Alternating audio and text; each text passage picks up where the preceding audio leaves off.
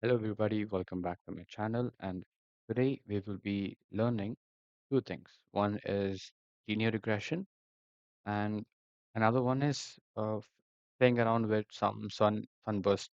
I know the graph sunburst. Okay, so let's start with linear regression. Uh, in simple words, how do we do that? Is we take the data set, we split the data set into two. First one is going to be your training set. Second one is going to be your test set. And after that, we combine these two and check how well they perform few at with few mathematical measures such as root square, root mean square, F score, accuracy, etc. So without any further ado, let's begin.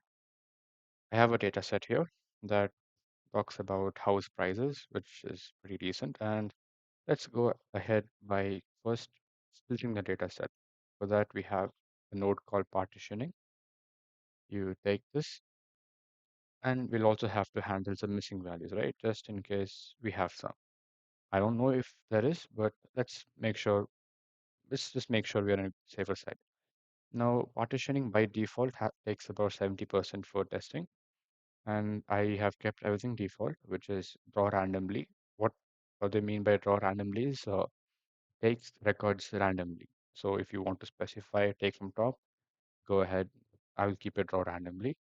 Press apply, press OK, execute this. Now, handle some missing values, execute it. And here, yeah, these errors you will not have to worry too much about. As long as it's executed, you're well and good. Now go ahead and implement the linear regression node. Yes. And for this, let's go ahead and keep everything as it is. Apply. Okay. Execute. Oh, wait. Why is an error? Missing value support disable C node configuration. Okay. How do we go about fixing this? Is Just leave it at that for now. Let's move forward. You have a regression predictor. You go ahead. This node will help you in predicting if the, uh, please define a name. Oh, wait, why is this error popping up? Send everything this side, press apply. Okay. Still no. Send everything this side, press apply. Okay. Still no. Missing value support disable C node configuration dialog. Okay. For that, what we'll have to do here.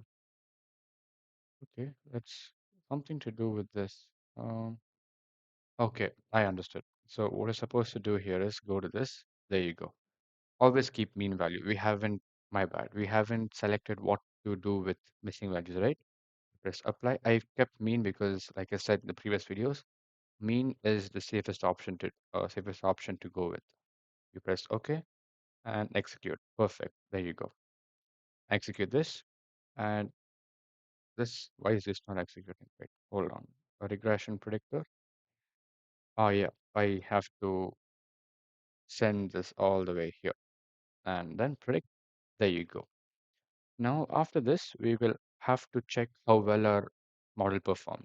For that, you have a node called numeric scorer. There you go.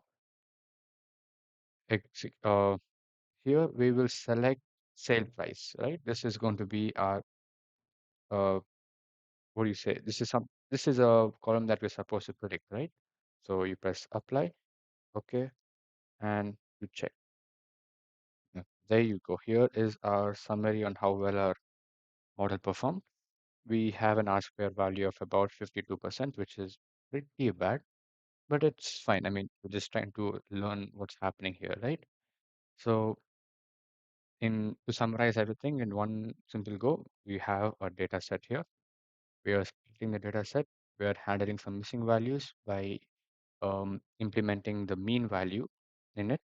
And we have the linear regression model and we are predicting the model here and we are checking the performance of the model.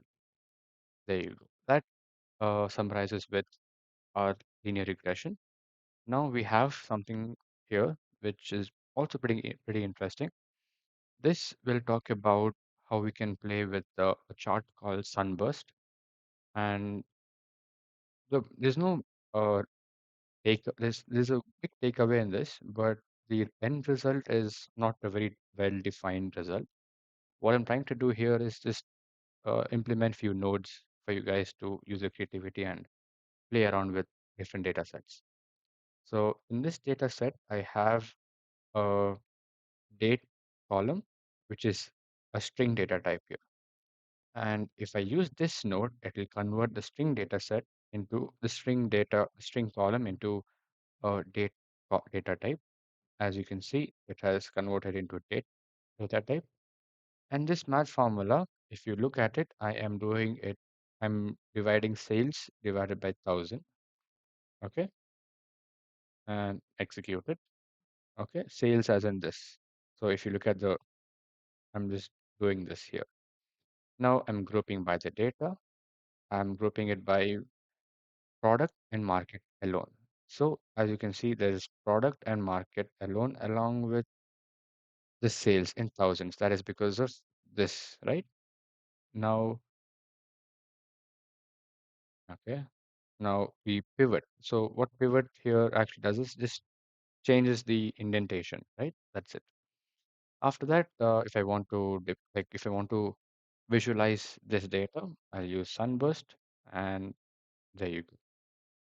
Sunburst is a very unique graph you can actually consider using for different data sets. So you do that, you can get the value written there, 36.545%, and for UAE, likewise, United States, Europe, etc. Okay, so right now we have learned two different things. One is linear regression, and another one is converting data types to from one data type to different data type, grouping them and using math formula.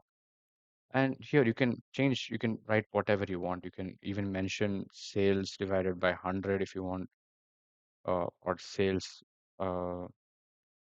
sales divided by 100 plus, and also make sure you use brackets because it is really important. There you go, sales plus, let's just say multiplied by 0.5, 0.5. It doesn't, I mean, it really doesn't matter. It's all up to you. Yeah. Even this also changes. All right. So thank you guys for watching. Hope you guys have learned something new. If you guys have any other questions, please feel free to leave it in the comments, and I will definitely check it out and reply with my best knowledge possible. Okay.